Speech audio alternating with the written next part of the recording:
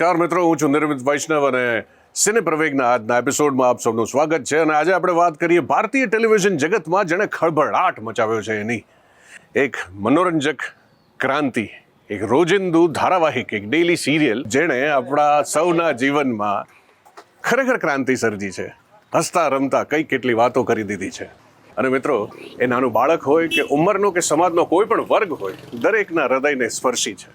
જેણે ભલભલા રેકોર્ડ્સ તોડી નાખ્યા છે અને આજથી નહીં વર્ષોથી કાર્યરત છે આપણને સૌને હસાવવામાં, મનોરંજન પૂરું પાડવામાં. અરે ભાઈ, હું તારક મહેતા કા ઉલ્ટા ચશ્માની વાત કરી રહ્યો છું. આપણે આજે વધારે વાત કરીએ આ સિરિયલ વિશે, એના ઊંડાણમાં જઈએ, એની વિગતોમાં જઈએ. પ્રોડ્યુસરની જુબાની, પ્રોડ્યુસરની કહાની.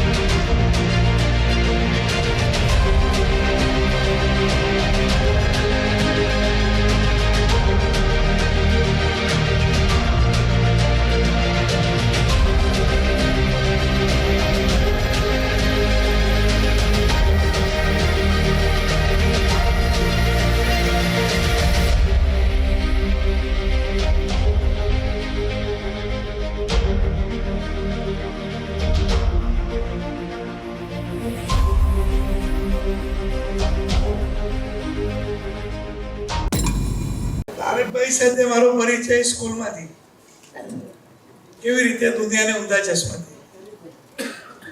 ચિત્રલેખા મેગેઝિન ત્યારે મારા કાકાને ત્યાં ચિત્રલેખા આવતું હતું, તો મારા કાકી સાચવીને રાખે. પછી હું જઉં ત્યારે 3 જણાના માટે હું વાંચું ચિત્રલેખા. તારકભાઈ, કાંતિ ભટ્ટ અને હરકિશન મહેતા. એટલે એ બધા આર્ટિકલો ત્યારે કોલેજમાં આવતા થયા. વેદ ભરમ ને બધી વાર્તાઓ, કાંતિભાઈના લેખો ને તારકભાઈનો આપણો માળો પાવડર ગલીમાં રહેતા. એટલું બધું વાંચીને એ બધું થતું હતું. મને ક્યારે સપને ખ્યાલ નહોતો કે હું આના ઉપર ક્યારે સિરિયલ બનાવીશ.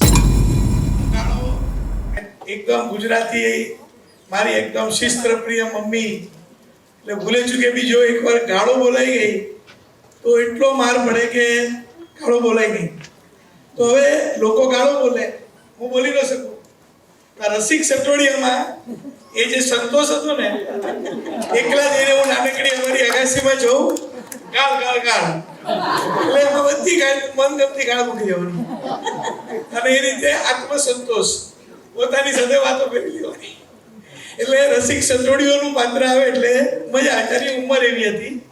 અને બાપુજી, જેઠાલાલ, દરેક પાત્ર, હિંમતલાલ માસ્તર કે બધા જ પાત્રો એકદમ ત્યારે જેમ અત્યારે સિરિયલમાં ઈશ્વરની કૃપાથી લોકોના હૃદયમાં વણાઈ ગયા છે, એમ હું જ્યારે વાંચતો હતો ત્યારે મારા હૃદયમાં આ જ રીતના તારક મહેતાના દુનિયાને ઊંધા ચશ્મા રમતું હતું. એ જ કાંતિભાઈના લેખો, કે ક્યાંથી શરૂઆત કરીને વાર્તાની એમ એમના લેખ હોય, એકદમ ઇન્ફોર્મેટિવ, પ્યોર ઇન્ફોર્મેટિવ જર્નાલિઝમ કોને કહેવાય, એને કાંતિભાઈ ભટ્ટનો અભ્યાસક્રમ રાખવો જોઈએ. હરકિશનભાઈની નવલકથા, એટલે એને જો સ્ક્રીન પ્લે કોઈ પાસે નથી. તમે નવલકથા વાંચવાની ચાલુ કરો તો તમે ક્યારે મૂકી ન શકો. એટલે એ સમય હતો એક સરસ મજાના મેગેઝિનનો. અને આજે એવું મેગેઝિન મળવું મુશ્કેલ છે. એવું નથી, ઘણા છે પણ અલગ અલગ ગ્રુપમાં છે. એટલે તારકભાઈને હું ત્યારથી ઓળખતો હતો અને ક્યારે હું વિચાર્યું હતું કે આના પરથી સિરિયલ બનીશ. આ સિરિયલમાં છે ને બધી સ્ટોરી સંકળાયેલી છે. અને એટલે હું માનું છું કે આ બધું યોગાનું યોગ બધું ઘડાતું હોય છે. જ્યારે હું એક સિરિયલ બનાવતો હતો, હમસબ એક હે, મેં એક પિક્ચર જોયેલું 3 બત્તી 4 રસ્તા. હું એમ ના કહી શકું કે આ બધું મેં વિચાર્યું છે. હંમેશા કોઈને ક્યાંયથી ને ક્યાંયથી પ્રેરણા મળતી હોય છે. કશું ઓરિજિનલ જેવું કંઈ હોતું નથી. મૌલિક કે બધું ઠીક છે, આપણે એને રૂપ આપીએ છીએ, પણ એના પછી એક સિરિયલ બનાવેલી હમસબ એકે, અને ત્યારે છે ને અમે મહિનાના 4 જ એપિસોડ કરતા હતા. અને ત્યારે અમારા લેખકમાં ઉમેશ શુક્લ, અનુરાગ પ્રપન્ન, આ બધી 1997-98 ની વાત છે. અને 4 એપિસોડ મહિનાના કરતા નાકે દમ આવી જાય. કેમ કરવા? પછી સિરિયલ બંધ થઈ. આ ક્યોંકિ સાસ ભી કભી બહુ થી બધી ડેલી સિરિયલો આવી અને બધી વીકલી સિરિયલો બંધ થઈ ગઈ. અને ટેલિવિઝનમાં એક નવો દોર ચાલુ થયો, રોજની serial, daily soap. Daily soap એટલે નિરમા સાબુ, સસ્તા સુંદર ટીકાઉ, રોજનું ખોરાક, એમ એટલે જ એને ડેલી સોપ કીધું છે. અને એ ચાલુ થયું ત્યારે બધી કોમેડી સિરિયલો બંધ થઈ ગઈ. હવે કોમેડીમાં કરવું શું? કારણ કે રોજ કોમેડી ચેનલમાં કે તમે રોજ કોમેડી સિરિયલનો કંઈક આઈડિયા લઈ આવો. ત્યારે તમે થોડો સમય સ્ટાર પ્લસમાં બી હતા. સ્ટારનું ગુજરાતી ચેનલ આવવાની હતી. એટલે તો કરવું શું? ત્યારે અમારા એક મિત્ર હતા અને મારા બહુ સ્નેહી, મારી પહેલા સિરિયલોમાં બી હું એમનો બહુ ચાહક બી એઝ એક્ટર હતો, જતીન કાણકિયા. આમાંથી ઘણા લોકોએ શ્રીમાન શ્રીમતી સિરિયલમાં ને મારી એમની સાથે બહુ દોસ્તી. એ અને દિલીપ જોશીનો બી હું ઇન્ટર કોલેજ કોમ્પિટિશનમાં હું પણ પ્લે કરું, એ બી પ્લે કરે, અને એઝ એક્ટર મને બહુ ગમે. તો જતીનભાઈ મને કે તું દુનિયાને ઊંધા ચશ્મા પરથી કંઈ બનાવ. મેં કીધું ભાઈ એ તો લેખ છે, એમાં કઈ વાર્તા નથી, કેરેક્ટરો છે, અને રોજની સિરિયલ કેમ બનાવવાની? મને કહેજો. એટલે હું તો એ વાંચતો હતો જ. મેં કીધું 1973 થી લખાય છે ને આજે બી લોકો વાંચે છે. એટલે મને વિચાર આવ્યો કે જતીનભાઈની વાત કદાચ સાચી છે. એટલે મેં પહેલા હું એ રીતે વાંચતો હતો, એક વાચકની રીતે.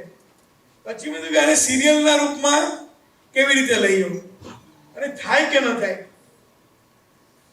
અને ઘણા લોકોએ મને કીધું, મારા મિત્રોએ, જે ક્રિએટિવ ફિલ્ડમાં અમે સાથે કામ કરતા હોય, મને કે આ તો છે ને તારકભાઈના વર્ણન ઉપર બધા હસે છે, આને તું આ વર્ણનને કેવી રીતે પકડીશ? તારકભાઈનું વર્ણન વાંચીને તમને હસવું આવે. હું એટલું હસો છું એકલા કે એમાં પેલા રસોઈયાનું એક પાત્ર છે, એના શરીર ઉપર નાના નાના કલરફુલ તલ છે. એનું જે એમને વર્ણન કર્યું છે કે વચ્ચે ઉધરસ આવે, એ વર્ણન એટલે અદ્ભુત વર્ણન છે. જૂના હજી નવભારત સાહિત્ય મંદિરના પુસ્તકમાં તમે વાંચશો તો એકલા હસશો. તો આને વર્ણનને ટીવી પર કેવી રીતે લાવવું? તો એનો વિચાર કર્યો, સ્ટડી કર્યો. અને ચાલી જેવું તો મુંબઈમાં બહુ રહ્યું નહોતું. હું ચાલીમાં ઉછરેલો, એટલે મને ચાલી શું હતી મને ખબર હતી. હું ભુલેશ્વરમાં રહેતો હતો, અને મારે નસીબ એવું કે મારા દિલીપ જોશી બી ભુલેશ્વરમાં રહેતા હતા, કુંભા ટુકડામાં. એટલે પછી એક શરૂઆત થઈ. હવે મેં વિચાર કર્યો 2001-2માં વાંચ્યું, થોડું ફરીથી વાંચ્યું કે આના ઉપર કોશિશ કરાય. અને જે પણ રાઇટરને હું મળું તે બધા રાઇટર મને શું કે આમાં અમારે શું લખવાનું, બધી ક્રેડિટ તો તારકભાઈને મળી હશે. તો બધું તો લખતા જ નહીં.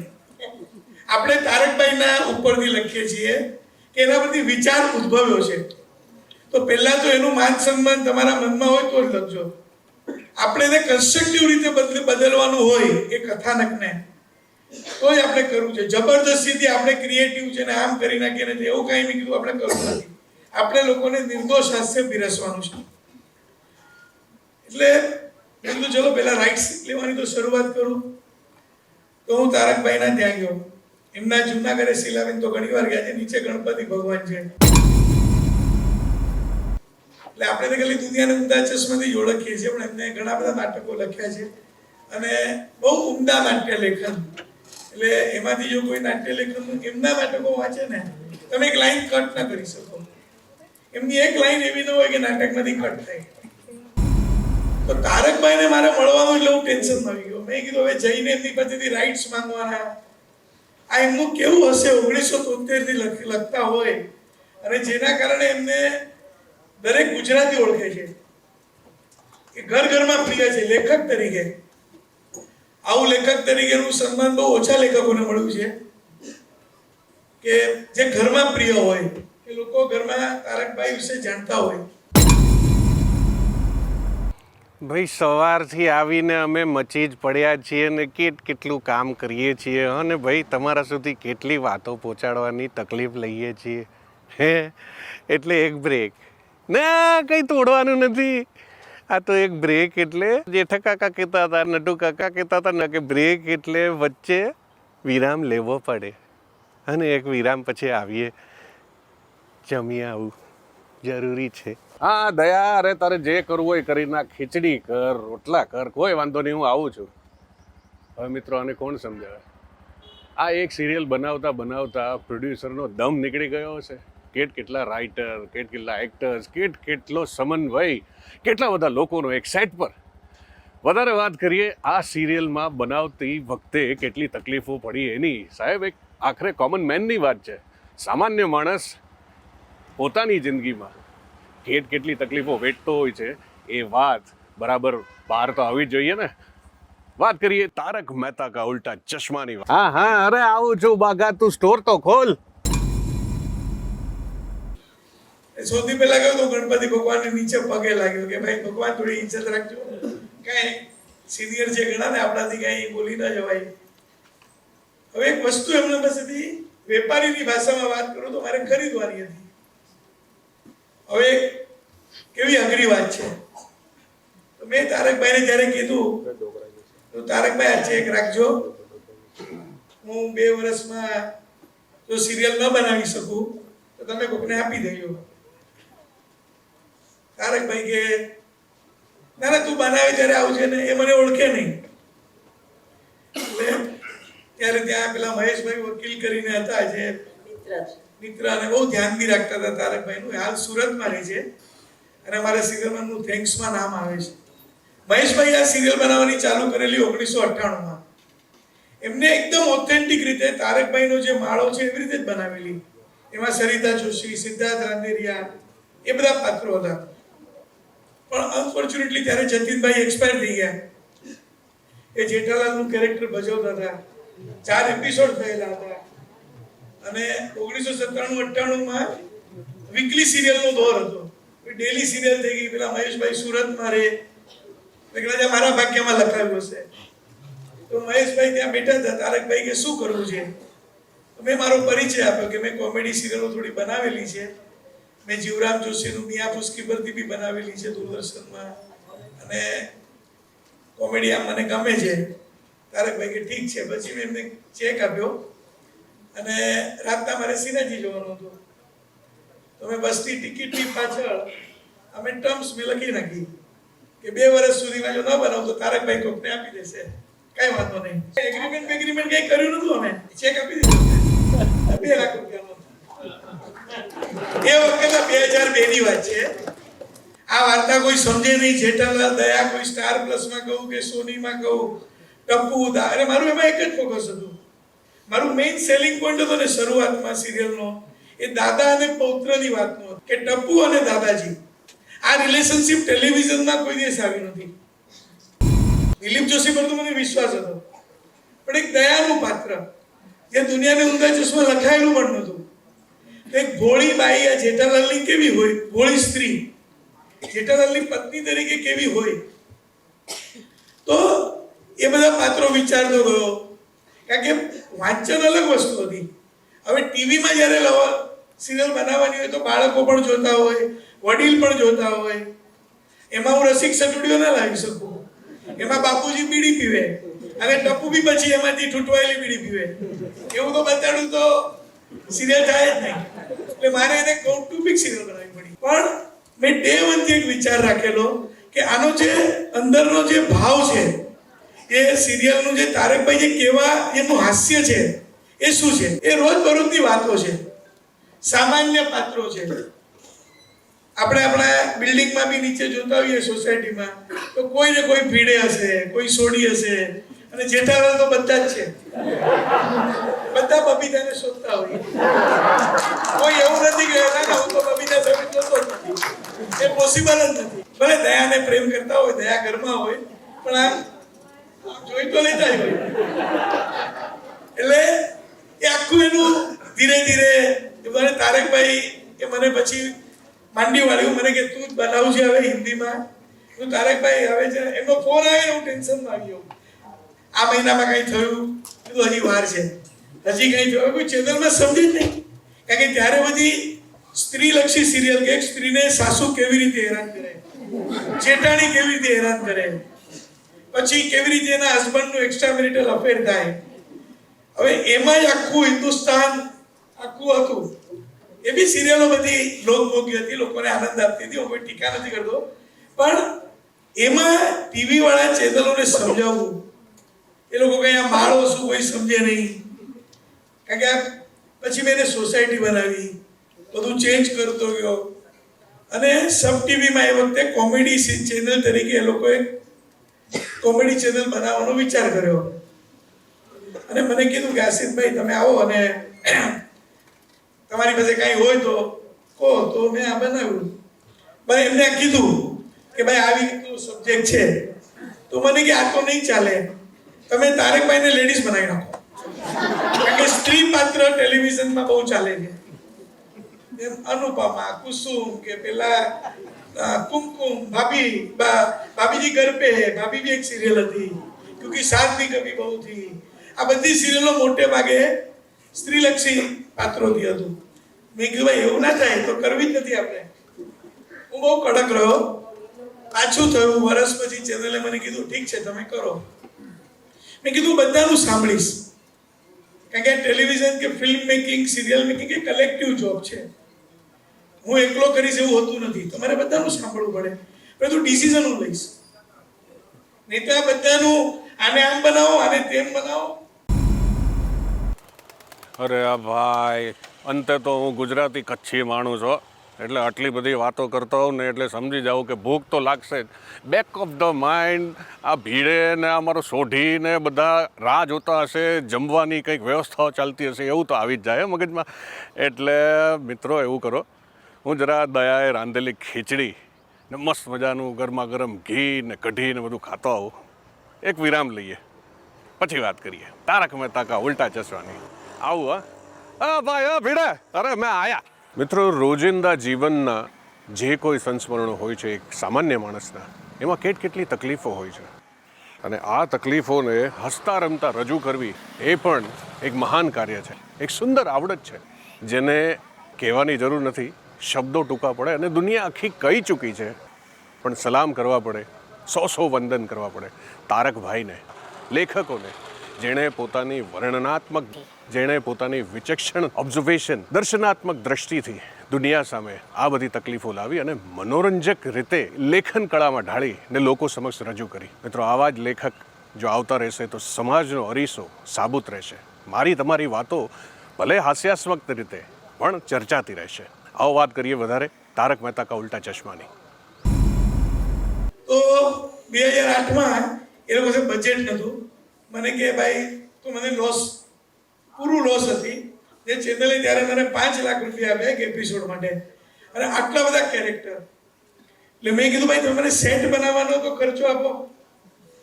હવે એ લોકો ચેનલને બી ભરોસો નહીં કે આ સિરિયલ ચાલશે. મેં કીધું જો ભાઈ સેટ બનાવવું પડશે, ગોકુલધામ સોસાયટી બનાવવી પડશે, એ પણ એક પાત્ર છે. પછી બહુ જ તકલીફોમાં મેં કીધું કંઈ નહીં, ચલો લોસ થશે તો જશે. મારી વાઈફે મને બહુ સપોર્ટ કર્યો, કારણ કે હું એને બધી વાર્તા સંભળાવું. મારા છોકરાઓ નાના હતા તો એમને સંભળાવું, એ લોકોને મજા આવે. તો ચલો આપણા ઘરમાં તો ઓડિયન્સ છે, કોઈ નહીં જોઈએ તો ઘરમાં તો જોશે. અને નુકસાનના સિરિયલ ચાલુ કર્યા પછી હું તારકભાઈને એગ્રીમેન્ટ પછી કર્યો. અને 2 મહિના પહેલા મેં તારકભાઈને કીધું કે તારકભાઈ હું સોસાયટી બનાવું છું અને આવા પાત્રો છે, આવું બધું ચેન્જ કરેલું છે. તો તારકભાઈ એમ ગુસ્સો ના કરે. તારકભાઈ શું કર્યું, ડબ્બીમાંથી તમાકુ કાઢ્યું અને આમાં મીચકાથી ઊભા થઈ ગયા અને રૂમમાં જતા રહ્યા. મહેશ આને સમજાવો કે આવું બધું ના થાય. હવે હું એમની લાગણી સમજી શકું છું. એ 1972 અને 73 થી જ્યારે એક માણસ સાથે સંકળાયેલા હોય અને હું બધી સોસાયટી બનાવી નાખું, હિંમતલાલ માસ્તરને ભીડે બનાવી નાખ્યો, અય્યર, સોડી, કારણ કે મારે આખા દેશમાં પહોંચાડવાનું હતું. અને જેઠાલાલની રેડીમેડ કપડાની દુકાન છે, એમાં ઇલેક્ટ્રોનિક આવશે તો જરાક મજા આવશે. કપડામાં હું ટેલિવિઝનમાં મર્યાદા હતી નહીં તો હું ઘણું બધું કપડામાં કરી શકું. અને પછી મેં તારકભાઈને સમજાવ્યું, કીધું તારકભાઈ હું બહુ રિસર્ચ કર્યું છે, હું પોતે માળામાં રહેલો છું. હવે મુંબઈના માળાઓમાં હીરાના દાગીનાના વેપારીઓ રહે છે, એ લોકો ત્યાં સોનું ગાળે છે, ત્યાં રહેવા લાયક છે નહીં, બહુ ઓછા લોકો ત્યાં રહે છે, નાની નાની ઓફિસો ચાલે છે. એ તો બધા માળામાં ફરું છું આજે બી જઈને. અને ભાઈ તારકભાઈ કે હવે તારે જે કરવું એ કર, તું જાણે, મેં તને આપી દીધું છે. ભાઈ તારકભાઈને મેં કીધું હવે આપણે કેમ કરશું હિસાબ કિતાબ? તો કે મહેશ એને કે આટલા રૂપિયા આપી દે, મારે પતે હિસાબ. મેં તું પર એપિસોડ તો કે ના ના તું એક સાથે બધું આપી દે. તારકભાઈને બી ભરોસો નહીં કે આ સિરિયલ ચાલશે. પછી અમે જયારે પહેલી પત્રકાર અહીંયા આપણે કોન્ફરન્સ રાખેલી, પ્રેસ કોન્ફરન્સ, તો ત્યારે બધા પત્રકારે પૂછ્યું કે તારકભાઈ તમને કેવું લાગે છે? તારકભાઈ કહે મને ખબર નથી, તમારું નસીબ, તમને જેવું લાગે એવું. મેં તારકભાઈને કીધું આવું બધું બોલશો નહીં. એમની વાત સાચી છે. જુઓ એ બાળક સાથે એમને ઉછેર્યું છે, એમને તો કેટલું પેલું થતું હોય, એમની જગ્યાએ હું હોઉં તો કેવું થાય કે આવું ચેન્જ કરી કોઈ સહન ના કરી શકે. તો મેં પણ બહુ સરસ એ ટીકા કરે તો હું સ્વીકારતો હતો. મારી ટેલિવિઝનની મર્યાદા એ પણ સમજે, અને હું એમની જે સ્ક્રીન પ્લેની જે સમજ, વાર્તાની જે સમજ, નાટકની જે સમજ, એ થોડી ઘણી હું પણ એમની પાસેથી લઉં અને એક સરસ અમારી જુગલબંધી થાય. અને પછી એમાંથી મને કેમ વાર્તાને એને સ્વરૂપ આપવું, બધા પાત્ર એ અમે ત્યાં ભેગા અમદાવાદમાં એમના ફ્લેટમાંથી જ નક્કી થયું 30-40 એપિસોડ પછી. અને ઘણું બધું બદલાઈ ગયું. દુનિયાને ઊંડા ચશ્મા ઓરિજિનલ જે છે એવું તારક મહેતા કા ઉલ્ટા ચશ્મા નથી જ. પણ હું એટલું કહી શકું કે એનો જે ભાવ છે, જે હાસ્ય છે, જે કોમન મેનને સ્પર્શે છે, એટલે ત્યાં સુધી હું લઈ જઈ શક્યો એ તારકભાઈના આશીર્વાદ, ભગવાનની કૃપા અને આવા દર્શકોનો પ્રેમ.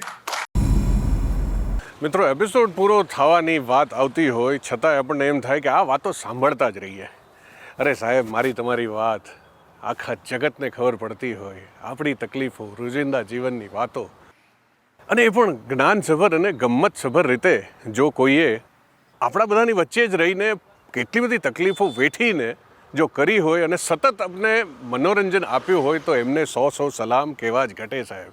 સિને પ્રવેગના આજના અમારા એપિસોડ દ્વારા ભલે આખી દુનિયાએ વર્ષોથી એમને કેટલા કોમ્પ્લિમેન્ટ્સ પાઠવ્યા હશે, કેટલા વખાણ કર્યા હશે, કદાચ એમના આવવાથી ભલભલાની જિંદગીમાં ફેર પડ્યા હશે, જેમની સર્જરી થઈ હશે કે જેમની કોઈ પણ ઔષધિઓ ચાલતી હશે એની અસર વધી ગઈ હશે, ઘણા લોકો બસ આમ જ જીવનમાં ખૂબ ખુશહાલ રહેતા હશે, તો આ એક નાનકડા પ્રોગ્રામને કારણે, એક યથાવત પ્રયત્નને કારણે તો સલામ છે ફરી એકવાર અમારા સિને પ્રવેગના આ માધ્યમથી એ લેખકને જેણે આ વર્ણનાત્મક દ્રષ્ટિથી આટલું સુંદર મનોરંજન કાગળ પર કંડાર્યું એવા શ્રી તારકભાઈ મહેતાને અને આસિફભાઈ મોદીને અને તમામ કલાકાર અને કેમેરાની પાછળ છુપાયેલા એ અન્ય કર્મીઓને જે લોકોએ આ મનોરંજનને, આ પ્રયત્નને વર્ષોથી યથાવત રાખ્યો છે. જી હા મિત્રો, આપણા સૌ વતી એમને વંદન, સલામ અને 100 આભાર.